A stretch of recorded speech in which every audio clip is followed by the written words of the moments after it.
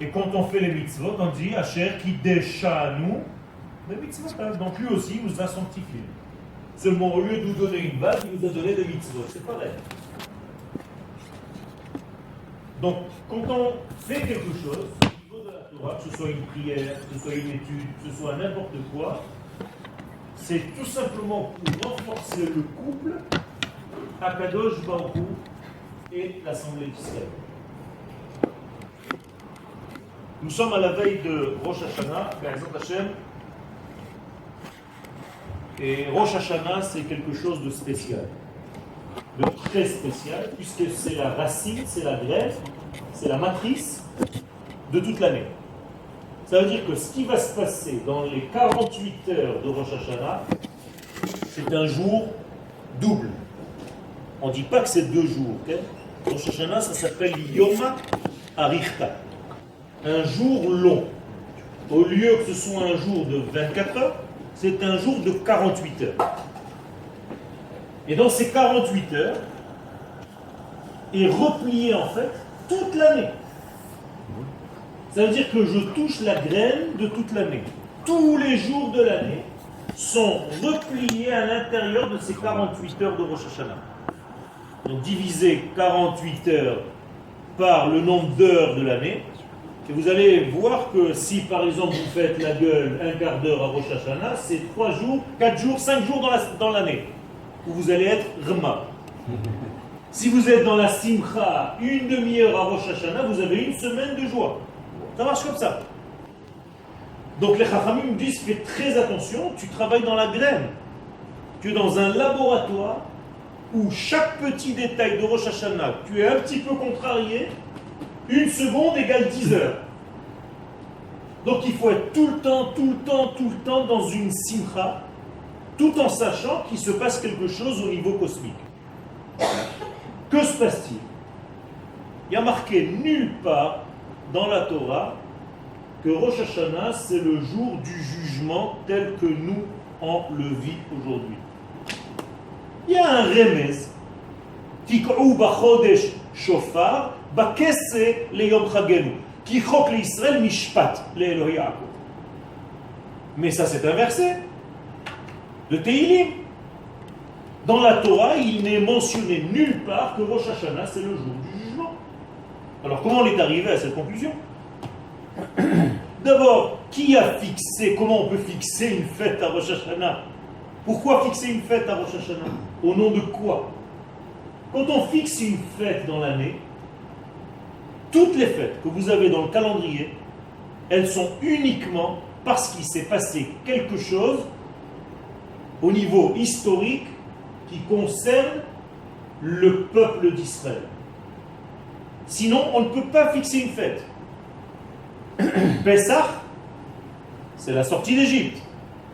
Donc c'est tout le peuple d'Israël qui a subi un événement historique, donc on fait une fête. Shavuot, toute la nation d'Israël reçoit la Torah. Sukkot, qui va Sukkot, Hoshavti et Bnei Israël, Behotzi otam eretz Mitzrayim. Quand on est sorti d'Égypte, on était dans les Sukkot. N'importe quelle fête, c'est toujours au niveau de la nation d'Israël tout entière qui a eu quelque chose. Yom Kippourim, qu'est-ce qui s'est passé? On a reçu les tables et on a été pardonné en tant que peuple. Alors moi je vous pose la question, que s'est-il passé au niveau du peuple à Rosh Hashanah pour qu'on puisse fixer une fête?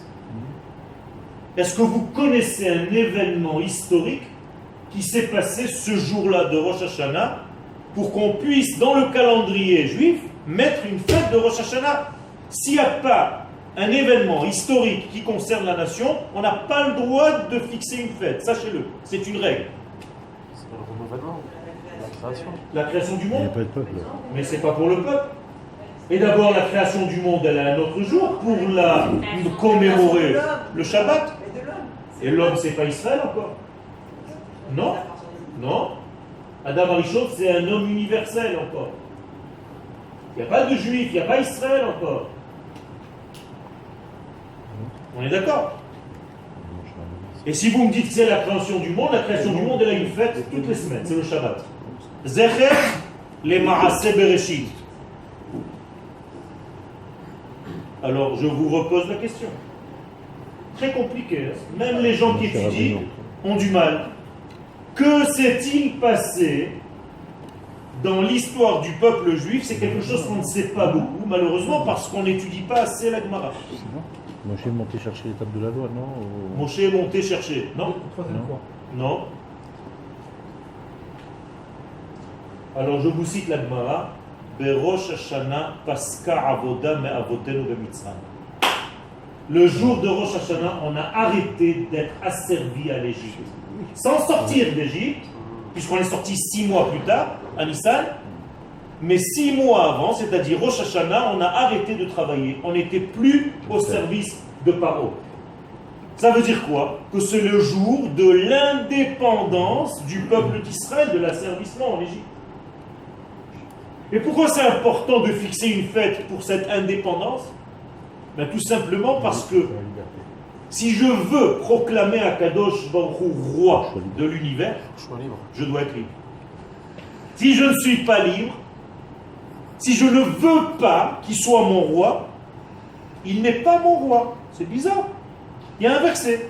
Ou malchuto beratson kiblu aleve. Si c'est pas beratson, si c'est pas avec ta volonté, Dieu il est roi. Mais il est roi de qui? Si véritablement tu veux un royaume de Dieu, tu dois le vouloir. Donc tu dois être libre en tant que nation, en tant que peuple, pour choisir qu'Akadosh Baruch Hu est roi sur toi. Et qu'est-ce que ça veut dire qu'il est roi? Que tu acceptes ses valeurs à lui dans ta vie à toi.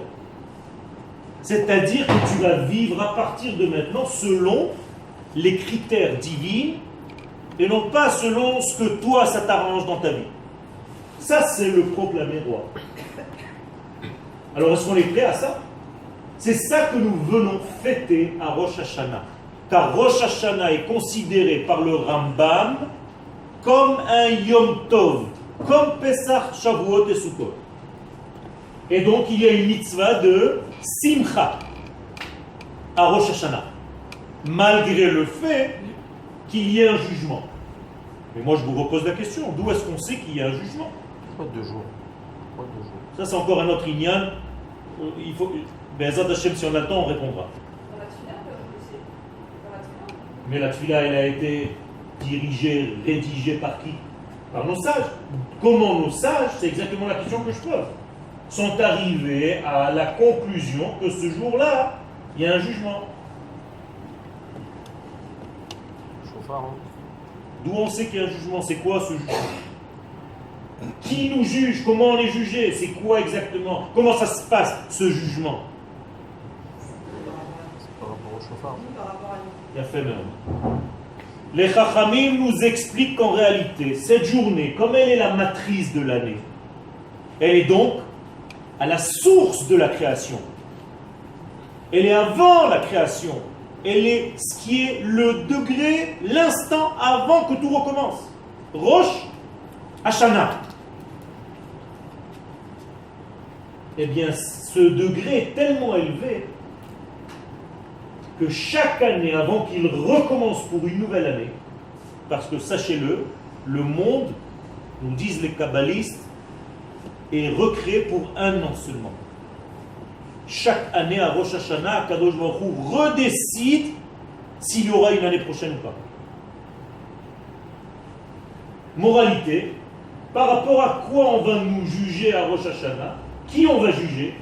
Eh bien, on va juger en fait l'ensemble de la création par rapport à la source.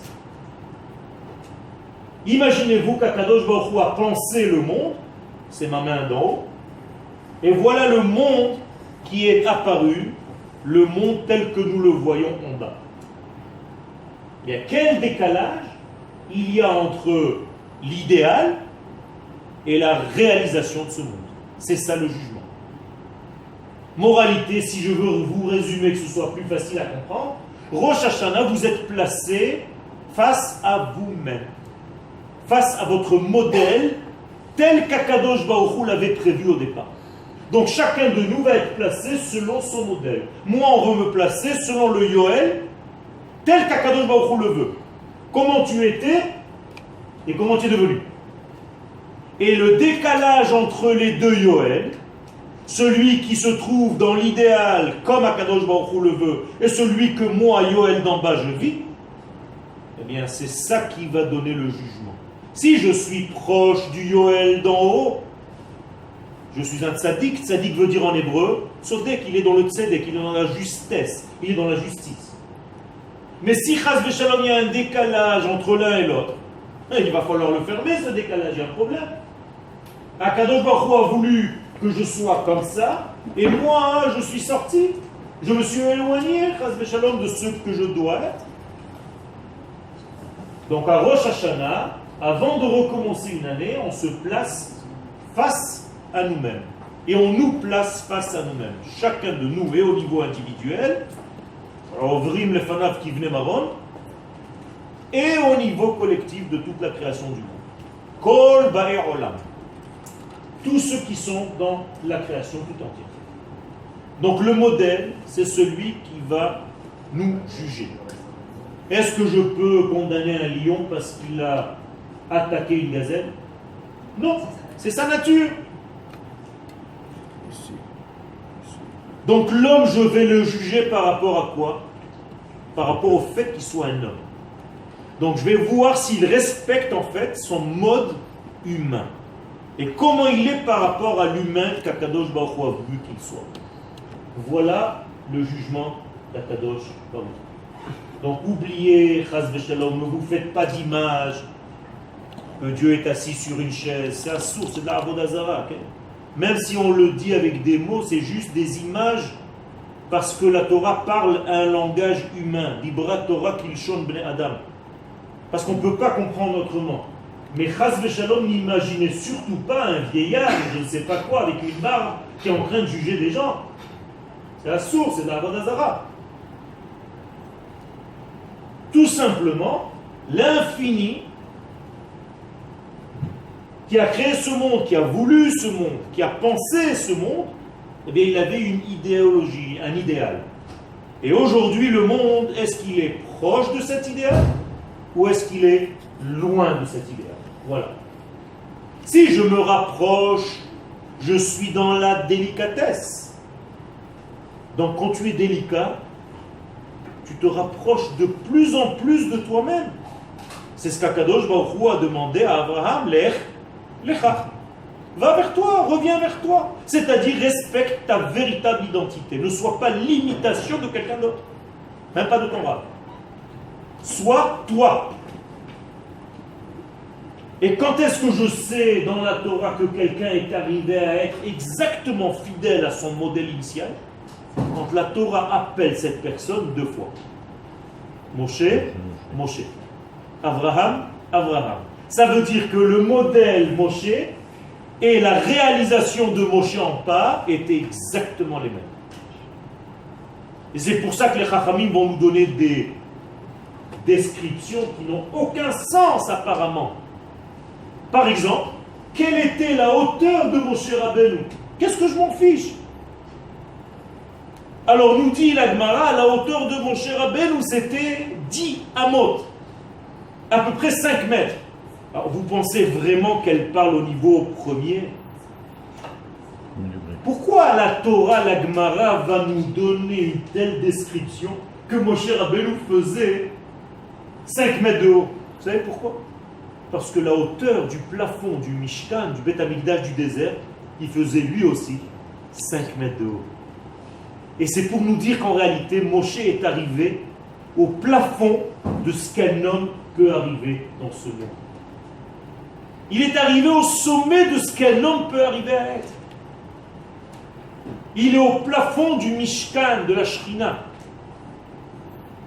Alors quand Akadosh Baruch Hu appelle quelqu'un deux fois, c'est qu'il est exactement fidèle à son modèle. Quand Yaakov Avinu a fait son rêve avec l'échelle, il y a marqué que les anges voyaient Yaakov dormir en bas, et quand il montait dans l'échelle, ils voyaient le même en haut. Alors ils se demandaient, il est en haut ou il est en bas? Et à Kadosh Baruch Hu de leur répondre, ça c'était mon idéal, et celui que vous voyez en bas c'est le même. Ça veut dire qu'il n'a pas changé sa nature. Il vivait selon sa nature. Il a respecté sa nature. Donc c'est un tzaddik. Donc tout être dans ce monde qui respecte sa nature, c'est un tzaddik. Nous, on n'est pas dans ce cas-là. Slicha, On n'est pas dans ce cas-là. j'ai pas compris. On n'est pas dans ce cas-là. Mais moi je connais plein d'êtres qui sont dans ce cas-là. Par exemple, mon chat. J'ai un chat. Il est fidèle à ce qu'il doit être. Un tzaddik. Jamais il s'est déguisé en autre chose.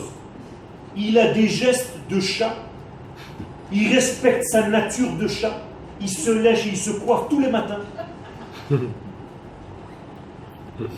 un tzaddik. Puisqu'il respecte, il est fidèle à sa nature. L'homme, il a un problème à être fidèle à sa nature. Quand un homme s'éloigne de sa nature, quand il dévie de sa nature, bien en hébreu c'est facile. Quelqu'un qui sait danser roquette, on l'appelle rakdan. D'accord? Vous connaissez encore quelques exemples? Quelqu'un qui est soché, qui nage, on l'appelle sachyan. Eh bien, quelqu'un qui dévie sauter, comment on l'appelle? Satan. Ça veut dire que le Satan n'est pas un ange avec une fourche du Club Med. C'est pas ça, c'est des ch'touillottes, ça, de la chrétienté, chas v'shalom. Le Satan, c'est tout simplement koach, une force de skia. Comme la femme Sota, quelqu'un qui est dévié. Donc le Satan en réalité c'est à chaque fois qu'on dévie de notre véritable nature. Zéro. Si je ne vis pas selon ma nature, je suis en déviation. Donc Chas v'Shalom, il y a un corps spire. Il y a un problème. Oui, mais cette force, elle est donnée par le Kadosh Baruch Hu. Toutes les forces sont tenues par Akadosh Baruch Hu. Il n'y a rien qui est séparé de lui. Il n'y a rien qui est sorti de sa domination. Mais, à l'intérieur de ce grand jeu, nous, on a le choix. C'est-à-dire qu'à l'intérieur de ce grand jeu, tu as le choix d'aller et de prendre la force qu'Akadosh Baruch Hu t'a donnée et de lui donner un signe plus ou un signe moins. En mathématiques, ça s'appelle une valeur absolue. Donc chacun de nous, il a une valeur absolue. C'est-à-dire, ma valeur absolue à moi, c'est Yoel. Maintenant, dans ma vie, je peux faire plus Yoel ou moins Yoel. Chas v'shalom. C'est tout. Donc, qui est responsable de ma sortie, chas v'shalom, de mon éloignement? Moi-même. Et qui est responsable de mon retour? Moi-même.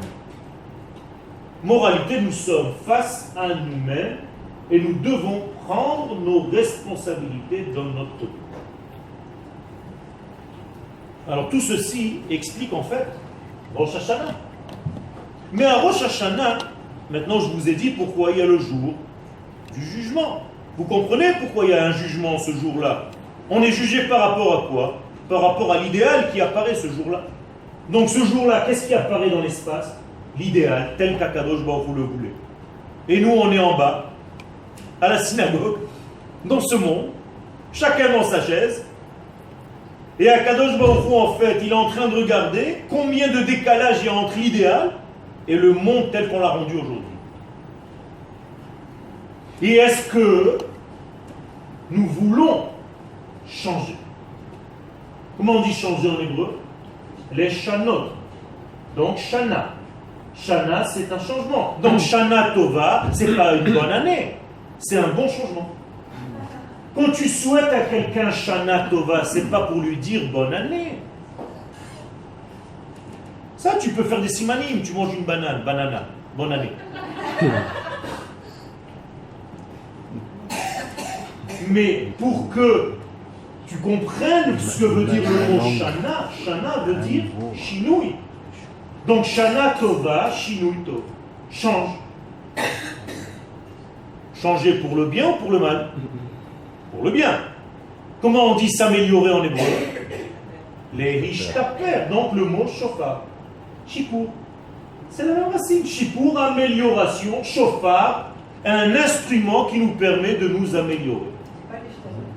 Non, l'ishtanot c'est changer. Mais j'ai dit tout à l'heure changer pour le bien, donc c'est shipour. Shipour égale shofar. Donc quand tu sonnes du shofar, quand tu entends le son du shofar, en réalité c'est censé quoi faire? Changer. T'améliorer. Changer dans le bien. Shana Tova. Shinui Tov, donc shipour, donc shofar. C'est-à-dire en français, le shofar, c'est le plus mauvais conducteur, d'accord? On dit c'est un shofar. Chez nous, dans la Torah, c'est le meilleur conducteur possible. Il conduit la lumière divine dans notre monde. La Gemara nous dit, si tu fais une seule chose à Rosh Hashanah, tu es quitte. Et une seule mitzvah à Rosh Hashanah. Quoi? Shofar. Mitzvah Hayom, Bashofar. Incroyable, ça veut dire, tu as entendu le shofar, tu es quitte de la journée. C'est ça que tu es venu faire. Tout ce qu'il y a autour, c'est pour arriver à comprendre ce qu'il faut comprendre dans le shofar. Qu'est-ce qu'il faut comprendre? D'abord, je reprends les termes de nos sages. Mitzvat hayom, la mitzvah de la journée, bashofar. Qu'est-ce que c'est mitzvah? Un ordre? Un commandement? Non. Tzivouï, c'est un commandement. Mitzvah, c'est autre chose. Sinon, je n'ai pas besoin de répéter dans une seule phrase les deux choses. Asher kideshanu b'mitzvotav v'tzivanu. Deux fois, je dis la même chose? Non. Mitzvah ne veut pas dire un commandement, ça veut dire un équipage. Tsevet. En hébreu. Tsevet hamatos, l'équipage de l'avion. Ça veut dire quand je fais une mitzvah, je suis dans l'équipe d'Akadosh Baruch. Donc à chaque fois que je fais une mitzvah, par exemple maintenant je fais une mitzvah d'enseigner la Torah, je rentre dans l'équipe d'Akadosh Baruch. C'est-à-dire il m'utilise, je fais partie de son équipe maintenant, il me dit va donner un cours à 11h du soir, il n'y a que les fous, okay? Et les juifs. J'ai toujours dit ça d'ailleurs. Je rentre chez moi, il y a ou les soulards dans les rues, ou les rabbins. À 2h, 3h du matin, des heures comme ça, il n'y a personne. C'est-à-dire, c'est Chas v'Shalom, les deux extrêmes. Ou ceux qui marchent droit, ou ceux qui marchent comme ça. On a les mêmes horaires. Et ça, c'est le secret de cette journée. Alors, mitzvah. Mitzvah, je traduis, pour entrer dans l'équipe d'Akadosh Baruch Hu, tu dois utiliser ce jour-là, shofar. Mitzvah tayom va shofar. Comme ça dit la Gemara. Alors, on a un petit peu expliqué, ça va juste très vite, hein, je ne rentre pas dans tous les détails, bien entendu. J'essaie de m'adapter aussi au Karal. Okay? Si vous avez des questions un petit peu plus au niveau du limoud, je vois qu'il y a des Talmidei Chachamim, on peut un petit peu plus approfondir. Là, c'est plus conférence un petit peu, il y a des doutit la mishtamesh, pour que les gens sortent avec quelque chose dans la poche ou dans le cœur. La mitzvah, donc si je veux faire partie de l'équipe d'Akadosh Baruch Hu Rosh Hashanah, je dois, qu'est-ce que je dois faire? Quoi? Écoutez le shofar. Baruch ata Hashem Eloheinu melech ha'olam asher kiddeshanu b'mitzvotav v'tzivanu lishmoa. Première des choses, Rosh Hashanah, l'essentiel de toute la journée, c'est d'apprendre à écouter. Voilà le mot clé de Rosh Hashanah. Akadosh Baruch Hu nous a ordonné une seule chose, apprends à écouter dans ta vie. On a oublié d'écouter, on n'écoute plus. Vous savez pourquoi? Parce qu'on est toujours occupé à dire ce qu'on pense nous. On n'écoute plus les autres. On n'écoute plus ce qu'on a à nous dire parce qu'on n'a plus le temps d'écouter. Alors le premier jour de l'année, avant de recommencer une nouvelle année, tu dois d'abord apprendre, réapprendre à écouter et à entendre. Et pourquoi d'Afka entendre et pas voir? Tout simplement parce que nos yeux nous jouent des tours. On tombe avec nos yeux. C'est nos yeux qui nous font tomber le plus. Asher atem zonim acharem. Donc, Rosh Hashanah, qu'est-ce qu'on nous demande? De fermer les yeux et d'ouvrir les oreilles. Réapprends à entendre. Et en français comme en hébreu, l'ishmoa, entendre ne veut pas dire seulement dans le sens de l'ouïe, mais comprendre. Et donc, le passouk ne nous dit pas « Heureux soit le peuple qui a entendu le shofar à Rosh Hashanah », mais heureux le peuple qui sait ce qui se passe quand on sonne du shofar pour Rosh Hashanah. Ashrei ha'am yod'e teruah velo shom'e teruah. Heureux soit le peuple qui est yodéa. Et yodéa, dans le langage de la Torah, c'est un accouplement. C'est-à-dire que le peuple d'Israël sait s'associer intimement à ce qui se passe dans le son du shofar. Alors moi je vous pose la question, que se passe-t-il dans le son du shofar? C'est quoi ce son-là? D'abord c'est un son. Ce n'est pas une parole. D'accord? Première des choses. Qui est plus profond, un son ou une parole? Un son. Mais ce n'est pas un son tel qu'on le traduit en français. Parce qu'un son tel que vous le traduisez maintenant, en hébreu ça s'appelle tzlil. Mais là, il n'y a pas marqué tzlil, il y a marqué kol. Kol, c'est quelque chose que généralement tu ne peux pas entendre. Kol, c'est une voix divine. Mais pas seulement une voix V-O-I-X, mais V-O-I-E. C'est-à-dire, vous allez par exemple dans un mariage. Est-ce que vous avez entendu le son intérieur du khatan et de la kala? Non, vous voyez un khatan et une kala, un couple. Mais là-bas, il y a marqué kol, ça sonne. Ve kol simcha. Kol khatan, ve kol kala. Kol mitzhalot khatanim mechupatam. 5 sons. Je ne sais même pas ce que c'est. Vous avez déjà entendu le kol du khatan et le kol de la kala? Ça m'étonnerait. C'est leur neshama. Le kol, c'est de l'ordre de la neshama. Alors que le dibou, ba en hébreu veut dire dehors. De ba, bara en arabe, dehors. C'est déjà extérieur.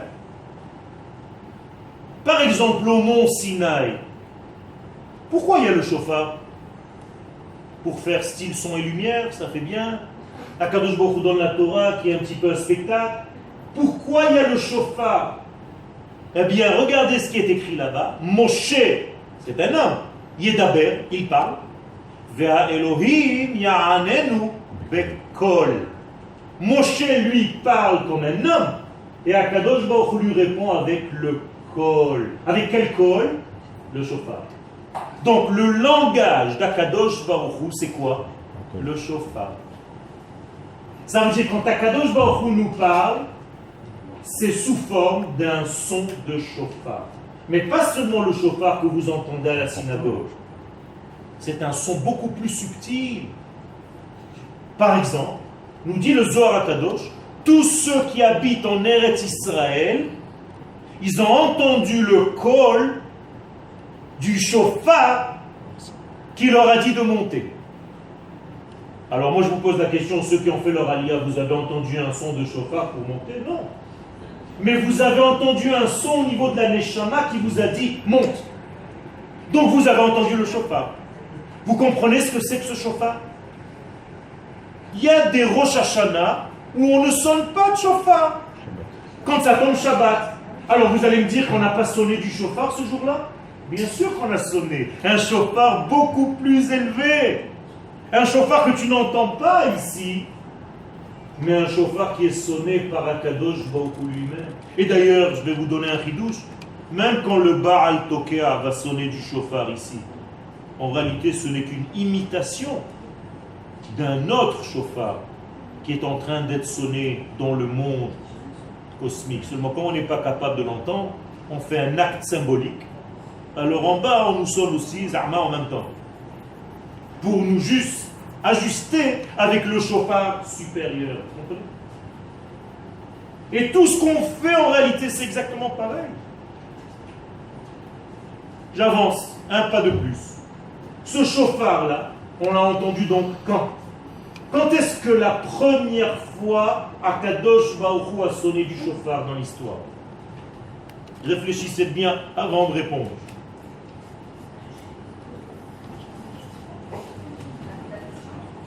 À quel âge Yitzhak? Il a fait dans la création de Adam. Il est écrit là-bas clairement qu'Akadosh Baruch Hu a soufflé, Vaïpach be'apav nishmat chaim. Dieu a sonné dans le nez de Adam Arishon pour lui insuffler quoi? Sa neshama, sa vie. Vayehi ha'adam le nefesh chaya. L'homme est devenu vivant. Autrement dit, quand Akadosh Baruch Hu sonne du chauffard, le premier chauffard de l'histoire, c'est qui? Adam Arishon. Donc Akadosh Baruch Hu lui a soufflé dans les manches. C'est le premier chauffard de l'histoire. Moralité, nous sommes béné Adam. Donc qui est le chauffard de Rosh Hashanah? Chacun de nous. Alors pourquoi on sonne d'un chauffard? Mais tout simplement parce qu'on n'arrive pas à comprendre. C'est comme à Sukkot. Pourquoi vous prenez un loulav? Parce que vous ne savez pas que le vrai loulav, qui c'est? Vous-même. Et qu'on doit vraiment se secouer. Alors comme on ne peut pas se secouer soi-même, alors on prend Zama un loulav et on fait des actes symboliques avec ce loulav alors que c'est toi en réalité le loulav. Le hadas, ce sont tes yeux. La harava, ce sont tes lèvres. Le hétrok, c'est ton cœur. Le loulav, c'est toi-même et ton yesod, la brit mila. Est-ce que tu respectes tous ces éléments dans ton corps? Et comme tu ne sais pas faire ça, alors on te donne un acte soi-disant extérieur. Mais tout est pareil. Tout ce qu'on fait dans le judaïsme, en réalité, c'est ce qu'on fait sur nous-mêmes. Mais comme on n'arrive pas à le faire sur soi, on le fait avec un acte symbolique, avec un élément extérieur. Et si on ne comprend pas le message, eh bien, chas v'shalom, on tombe dans la pratique superficielle des choses. Mitzvat anashim melum mada. C'est-à-dire que tu es tombé dans la religion. Tu fais des actes. C'est pas ce qu'on nous demande. Il faut que tu sois dans ce que tu fais. Il faut que ce soit toi le chauffard. Akadosh Baruch Hu souffle dans ce monde un élément de vie pour une année entière à Rosh Hashanah. Et je dois sortir avec ce plein de vie. C'est pour ça qu'on lui demande « Écris-nous dans le livre des vivants ». Qu'est-ce que ça veut dire « Écris-nous dans le livre des vivants » C'est-à-dire je veux recevoir la mana, la part de vie pour l'année entière, une belle part de vie, parce que je veux être plus vivant qu'avant. Et pourquoi faire je veux être plus vivant qu'avant? Parce que je veux te révéler à Kadosh Baruch Hu plus que l'année dernière. Je veux qu'il y ait plus de divins sur terre cette année que l'année